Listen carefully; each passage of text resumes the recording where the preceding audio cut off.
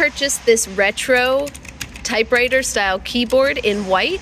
Now what I really like about it is these buttons are actually a lot of fun to press, even though it will definitely change the way you type, but also it's backlit, so it is very colorful. It's got pinks and blues in it when you do plug it in. It has the number section over here, so it is a full keyboard. It's got the home page. Now it is made for gaming, but I can imagine that people will have to spend some time getting used to the round buttons, but it is actually a lot of fun to play with, I'm not going to lie. I love all the buttons. It's very retro and very cute.